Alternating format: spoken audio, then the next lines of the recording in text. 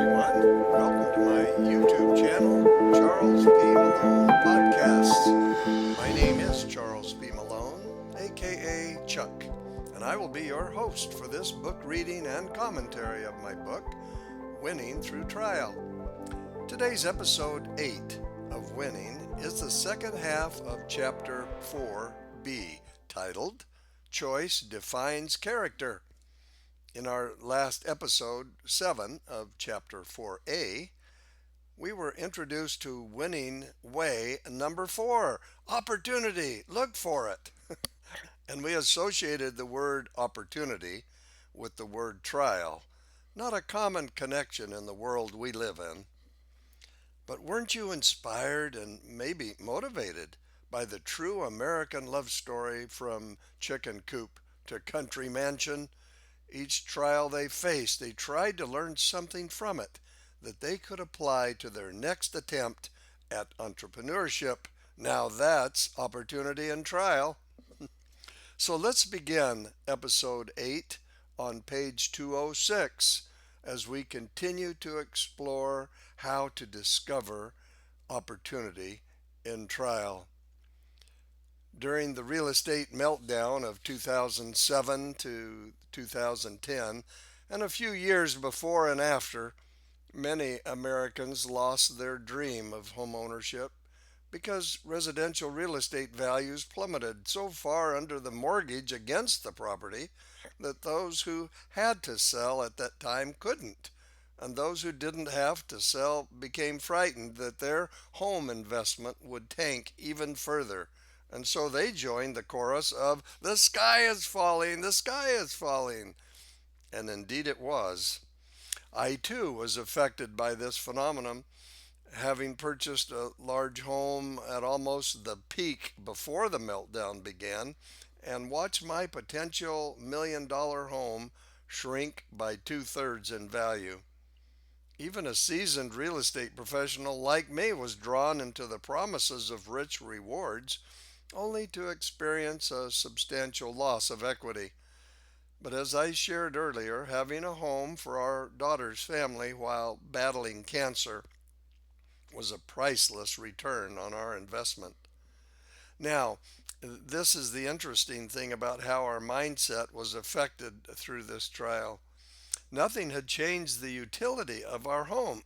It was still the beautiful home we purchased, intending to make improvements through our own sweat equity. But something had changed in our perception of the house due to its loss of value when compared to other homes at the time. Although we continued making payments on our home, many didn't or couldn't because of the loss of jobs or reduced income from the national recession, which was concurrently plaguing our nation. These were difficult times. The Great Recession, as it would become known, was the worst economic condition, second only to the Great Depression. There was no opportunity, only preservation. Or was there? According to Quora.com, economic recessions produce huge opportunities to take life into your own hands and create the life of your dreams. Whoa! It is a fact that some of the largest and most successful companies worldwide were created during a recessionary period, including Microsoft, FedEx, LexisNexis, CNN, Hyatt, GE, and many others who recognized the need and were able to fill it successfully. Quora.com makes the point that, as in the 4 seasons of the year in most areas of the country, winter, spring, summer, and fall, there are also different financial seasons such as recession, economic booms, and depressions. Economic downturns are the times in which you should be planting your financial seeds in preparation for the spring of the next economic boom, says Quora.com. According to Len Clement of Market Wave Inc., a recession causes people to open their minds to other sources of income because they realize their secure job is no longer secure and they would like to find a different way to take hold of their future, looking for that perfect storm of opportunity. Early in our marriage, my wife and I had a dream of owning our home, free and clear of a mortgage. We got the idea of building our own home rather than pay a general contractor to build it and pocket the savings. We figured if we could build and occupy the house for 2 years and roll the profits forward again and again, we would not be risking our primary income from my first job out of college. And eventually, we would be able to build our dream home without a mortgage. Opportunity. Look for it. Well, we found a vacant piece of dirt at the end of a street behind the house we had purchased after graduating from the university. The lot was owned by a local family, and I remember driving to their home late one night and seeing them at the dinner table eating as I walked up to the porch. My stomach began to tighten, sending my prepared sales pitch away with a flutter of butterflies, removing any idea of what I was going to say. I began by knocking on the door and took a deep breath as the wife approached the front door, turned on the front porch light, and after introducing myself, she invited me in to meet her husband. As it turned out, the family had been contemplating the sale of the property for a while, but hadn't got around to listing it. I explained my idea of building our family home and how the lot would be paid out of the first draw so the lender would own the lot until a permanent loan was established. Well, the owner agreed, and we shook hands on it. Our next challenge was how to obtain financing, both for the construction and the permanent loan. Because of my vast real estate experience at the time, part time, only a couple of years, I was able to arrange construction financing while I still had stable employment, called a job. And then we obtained financing a commitment letter as evidence that we were going to build a house. I would later learn in life how difficult it is for self employed people to obtain home financing. Loan approval criteria are heavily weighted in favor of salaried individuals over us flaky commission only types. We do get loans, but not without pledging our firstborn. Sorry, I digress. So, 2 weeks later, I had a letter from the bank acknowledging their commitment to provide construction funds to build the house. And then I drafted a simple contract with the lot owner. With a signed purchase contract in hand, I went to the town of Mesa, Arizona building department and showed them my purchase contract and loan commitment letter along with a legal description of the lot I was going to buy. This meeting with the building department proved to be my first home run. Woohoo! The lot I wanted to purchase was located at the end of a street, as I told you, and the information received from the Mesa Building Department disclosed their need to extend the street through our lot, connecting on the other side, effectively creating two lots.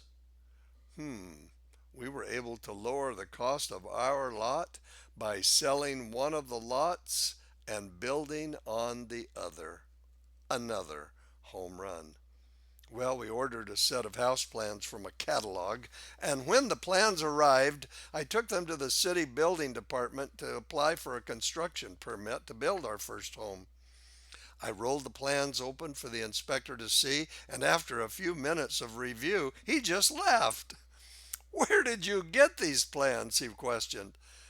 "They have crawl spaces under the house. We don't build houses in the desert with crawl spaces," he continued, and laughed again, which drew the attention of another plan examiner, and he too couldn't hold back a chuckle. We had come so far towards accomplishing our dream of building our own home, only to be squashed like a bug into the windshield of an oncoming car. Times like this define you when you have a choice to either be the bug or become the windshield. And we chose the latter.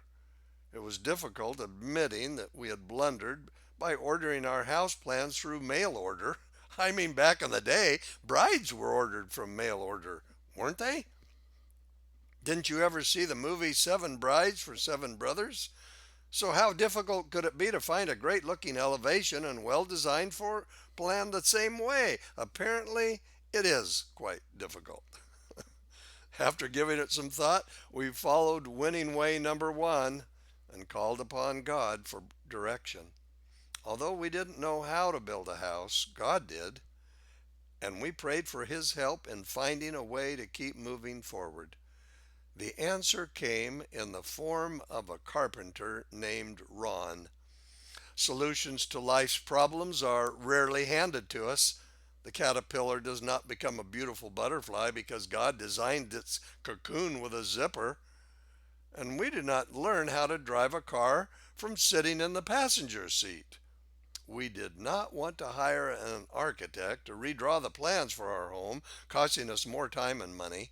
So we started calling various subcontracting firms and making appointments after work to show our plans. Mostly we got the same reaction as we did from the plan inspector, and always with an extremely high price associated with the bid, but we kept at it.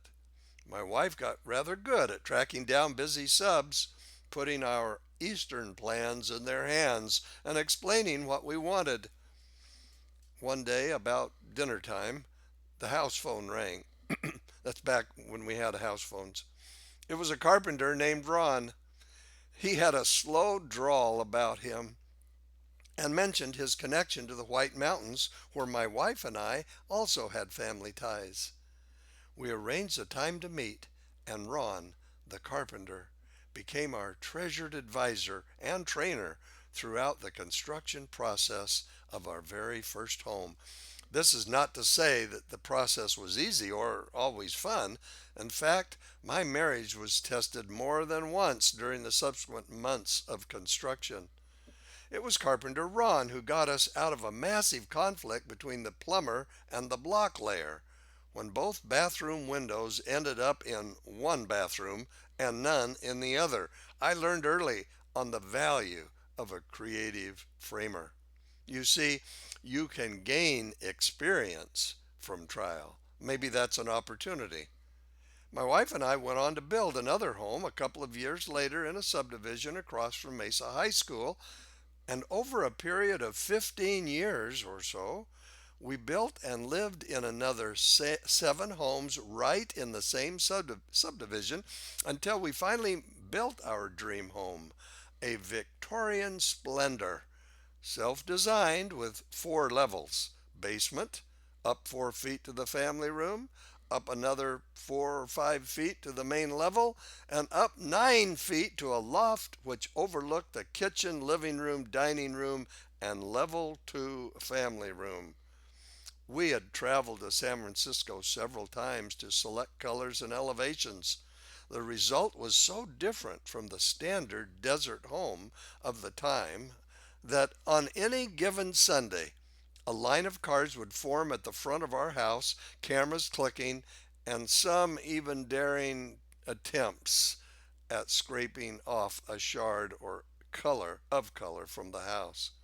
Our kids were the envy of their school friends as the ones living in the Cinderella house, probably because we had a real Pepsi machine in our garage, almost always full of delicious beverages, which our children enjoyed inviting their friends over to partake after school, courtesy of my dad, who was the manager of a Pepsi Cola bottling company in Tucson, Arizona at the time. The most exciting part of building this dream home was the fact that there was no mortgage. During this period of economic growth, I became a partner in a new startup home building company and later served as its president. Our partners borrowed money from a relative's pension fund to get it started. I also brought cash from my real estate business, which had doubled our income over my salaried job, and we built our first subdivision near downtown Gilbert, Arizona. In a few short years, we grew into a real estate powerhouse of over 50 sales associates, three thriving subdivisions, and a leader in creative housing concepts in response to rising prices and decreasing affordability. But we had built a well tuned machine over the 10 years of operation, which demanded more land to develop, yielding more homes to build. Life was certainly coming up roses, so I thought. Any well tuned machine requires all moving parts to function in harmony. But if one of those parts fails to carry its share of the load, the machine begins to falter. In a home builder's case, the engine that drives production is sales. Just think of the multiple obstacles to buying a home to which you, the reader and listener, have been exposed, assuming you have owned more than one home. Or if you have dreamed of owning a home only to experience the bug on the windshield example used earlier, you also know firsthand the obstacles of achieving homeownership. During every period of economic growth, history has shown an offsetting period of economic recession to some degree.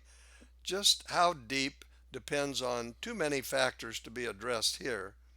But rising home mortgage interest rates are almost always involved in slowing sales. And if you think back to the current times that we're now going through, the rising mortgage interest rates and the rising home values are very, very tough to overcome, especially for first time home builders. But economic conditions during the late 70s and early to mid 80s were also significantly affected by rising mortgage interest rates, reaching 20%. Yes, you read and heard this correctly. 20% interest rates.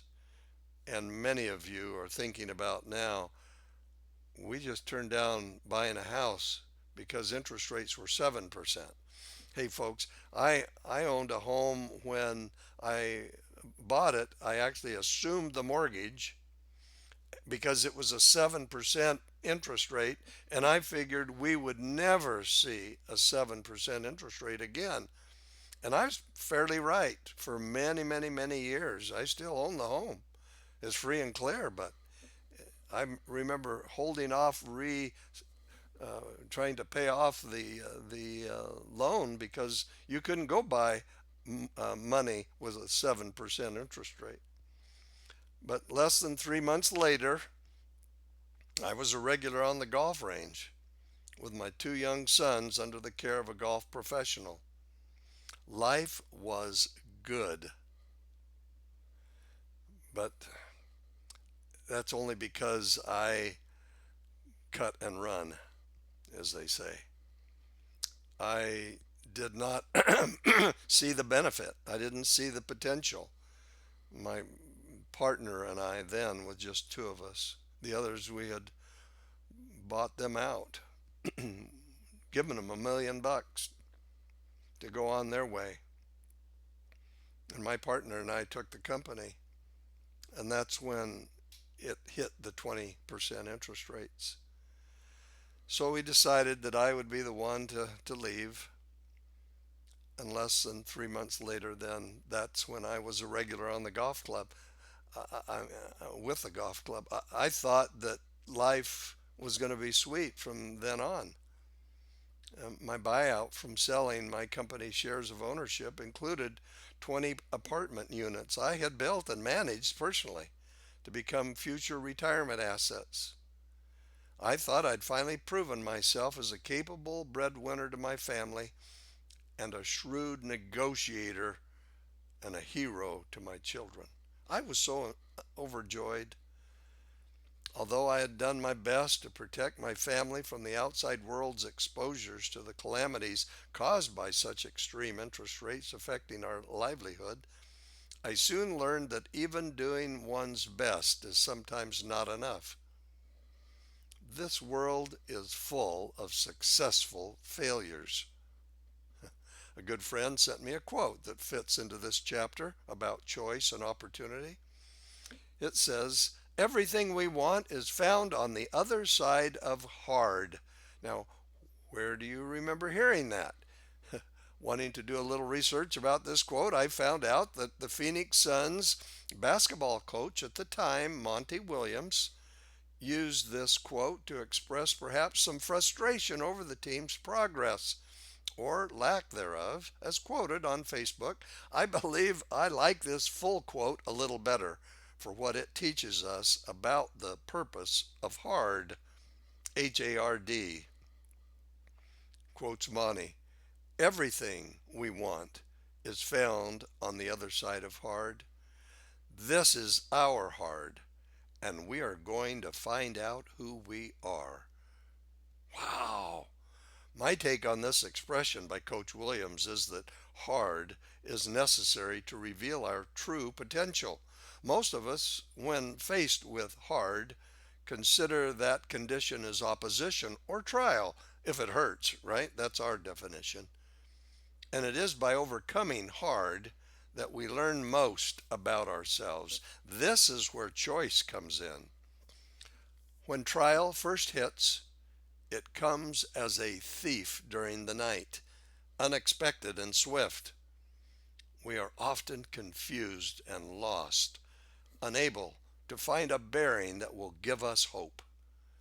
That quote is from The Sweetness of Trial, my first book written on trial. This paragraph came in the form of a phone call. I was broadsided.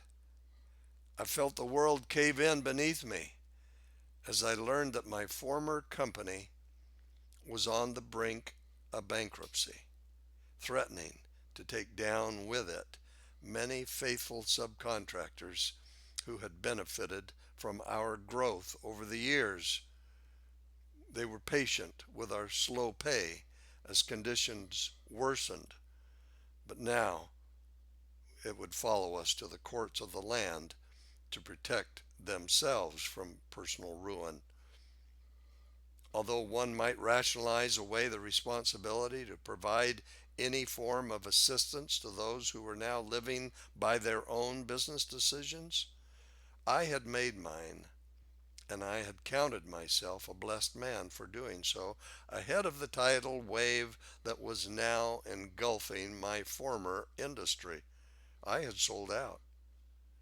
But something didn't feel right as I learned of the damage that it would cause without an infusion of cash into my former company to pay the subcontractors who had acted in good faith. The repercussions of bankruptcy would ruin lives. Folks, I'm a simple man in many areas, yet my wife reminds me complex in others. I'm not particularly gifted in any one area, especially not financial analysis. I can't describe with any amount of detail or rationale why I agreed to do what I did. But I agreed to mortgage every free and clear apartment unit I had received as my buyout to provide the cash lifeline to my former company so they could settle with subcontractors and lenders. However, the cash infusion from the apartment mortgages was insufficient to cover the delinquencies on their own. So, in addition to mortgaging the apartments, I added our personal home to the bailout, creating a cloud of despair and disappointment at home. After 10 long years of sacrifice and planning, we were right back where we started, albeit a little worse. But what about the assets? The apartments themselves, didn't they grow in equity and eventually pay off? I know it's difficult to imagine, but there was a time in our real estate investment history when such mortgage investment real estate, like apartments, were more of a liability burden than a positive asset. And this period of my life being one of those times. I gave away the mortgage apartments for $1,000 each just to remove the burden. I believe the term second guessing to be one of Satan's greatest tools in bringing unhappiness and misery to the human race. The term essentially has little positive vibe in it and serves primarily to undermine our faith. In other words, it is of no value to us, so stop doing it. It's that second guessing. Second guessing our prior actions implies we have control of the past. And if we beat ourselves up enough, the results of previous choices and actions will magically change. Hey, we both know it's not going to happen, but we can use past decisions and actions to change the future by striving to make different choices and actions. I use the word striving because of its power to explain why we as mortals continue to make mistakes without achieving complete perfection in this life. Striving gives us hope to win next time. It applies the game is not over until God says it's over, and I am called home unless by my own carelessness or that of others exercising agency upon me. In my case, however, I did not strive to forgive myself over the financial plight I had put myself and my family into. Instead, I did what I explained most people would do when making decisions and choices that led to unfavorable circumstances. I too beat myself up by second guessing my actions. Instead of looking for opportunity, now that I was out of work as a real estate marketing professional, former company president, I sulked, withdrew from my family, and allowed the tentacles of depression to envelop my being. Boy, I was a real mess. Hate to even mention that. I'm sure as you're listening to this and you're seeing me today for my fantastic fortune, uh, I was a real mess then. I'm just a better real mess today. Hey, folks, you don't catch depression. Let that be the, the commentary on this. You don't catch it. According to the World Health Organization, WHO, more than 350 million people worldwide suffer from depression. It is a leading cause of disability. It hinders ambition. It destroys relationships. It opens the door to both physical and mental health diseases, and yet you do not catch it. You must let it in voluntarily, feed it, even nourish it to keep it growing from feeling blue, which we all experience at times in our lives, to a full-fledged great gray blanket of depressive state where all color has left your vision except for hopeless gray. Well, I do take credit in the construction industry for finding and making very popular the color agreeable gray. I wonder if that was because I had such a clear picture of what depression gray was like. Agreeable gray, however, has a little bit more blue to it, a little bit more hope. Although there doesn't seem to be a consensus on the exact cause of depression, numerous contributors tend to extinguish the fire in our soul if we let them. If just one of my winning ways in overcoming trial helps just one reader fight depression and win, then this entire writing endeavor, and I might add this podcast endeavor, will have been well worth it. And yes, I am aware that family genetics can increase the risk of depression, But just because a family member succumbs to a depressive state of mind does not mean you cannot control your choice not to follow suit or become more informed on how to avoid that dastardly pit. Certain personality types are probably more prone to experience depression than others. Okay. One who's generally a worrier, critical of others, maybe never satisfied with themselves, will likely experience bouts of depression just because it fits with their personality. But even an unhappy person can fake it till you make it and maintain a cheery exterior while the battle is raging inside.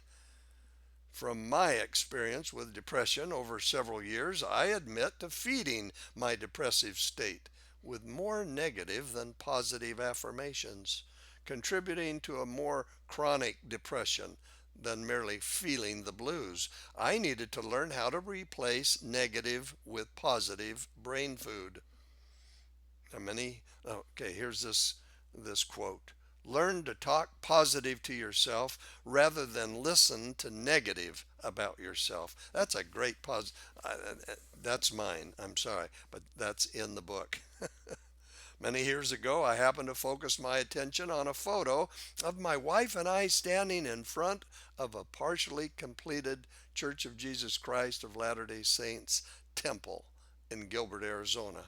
My eyes not focusing on the beautiful person next to me or the holy edifice under construction behind it, but instead I chose to see the overweight person with my face and immediately assumed an attitude of disgust over the extra weight I had allowed myself to carry, choosing to purchase larger sizes rather than correcting the problem, which in my case was not medical, but rather choice of what I and how often I fed my body. I tried cutting back on the food I usually ate, but nothing changed other than I felt hungry more often. It was only when I changed my eating habits altogether, reinforced by goal setting, that I lost the desired weight. I put myself under the care of a professional weight loss clinic, replacing my old habits with new ones, designed to reprogram my brain to look at food differently. The results were amazing, both in how I looked and in how I felt. However, the most challenging part of changing behavior is after the celebration of reaching a goal. Unless one achieved goal is replaced with another, friends, listen to this. Once an achieved goal is met and not replaced by another goal to achieve, you will likely return to your old habits. Now that's commentary. That is my experience. I'm living proof of what I just said. And as time marched on, my daily self affirmations and meal planning efforts used to change behavior to meet the goal were suddenly put aside because of my new "I got this now" attitude. I admit to feeling so deprived of eating convenience foods that I'd eaten for so long before losing weight that my here and now celebration of reaching my slim goal became a distant memory, absorbed into a busy life, travel vacations, eating out. It was not long before old habits started creeping in again, and yes, in time, I started pulling out the larger size jeans. I don't throw anything away, rationalizing that my body was unique and could handle a little more padding. Someone forgot to tell the natural man within me that the food he likes would never be eaten again. Without a goal in place to stay slim, the foods I once used for comfort and reward began to replace the low calorie, nutrition rich foods I had eaten to reach my weight goal. I'd allowed the purpose of why I wanted to lose weight months earlier to dim in my memory, which led to weakened resolve, and without constant remembering, I was soon back on the road to weight gain. Trial is often a masterful excuse to change eating habits. Without a plan, trial can feed the natural man instincts with fear and loss of control, leading us to abandon our goals of better eating. It can also affect how we think, treat others, and even our moral compass. And before long, we find ourselves drifting as a ship without a rudder, tossed upon the waves of life, unprepared for what lies ahead. If we do not maintain conscious control over what we eat, read, and listen to, we are easy prey to external influences that have the potential to define us without our say in the matter, but manifest in our attitude and actions. Have you noticed there is self talk going on inside your inner thoughts most of your waking day? And what about at night? Just before closing your eyes, finally able to unplug from the demands of the day pressed upon you, is there self talk? And what's it sound like? Have you ever noticed that moment of clarity when you take a deep cleansing breath, slowly exhaling the stress of the day? For me, this is when my self talk appears to be the most vulnerable, the last thoughts of the day, to hibernate as seeds of influence toward my becoming. A subtle reminder of that which I feed the brain, conscious or not, is revealed in my attitude and actions starting as early as the very next day. Please try this little exercise the next time you prepare for sleep. Before assuming your most comfortable sleep position, beating the pillow into submission, or whatever you do to hopefully fall into blissful unconsciousness, hold firm to your conscious self and take an intentional, deep cleansing breath, holding for a second or more to collect all the stored stresses of the day, and then exhale slowly, visualizing the expulsion of tiny dark bubbles, each carrying a negative influence. The first few times you might find yourself falling asleep before starting on the second stage of inserting the positive. But stay with it. The second stage of preparing your mind for pre sleep positive self talk could be the most dramatic and beneficial change to your life ever experienced. You can thank me later. Remember the 5 P's. Proper preparation prevents poor performance. Oh, I hate to say that. I better be thinking it. You need to prepare your mind food ahead of bedtime feeding time. While recovering from chronic depression, I sat at my bedside each night for weeks with a yellow pad of paper and a pencil. Ballpoint pens hadn't been invented yet. Oh, just kidding. And scripted positive affirmations into my brain. They tell me it doesn't work by writing them on your computer, or you have to script them. There's something to do with the hand and the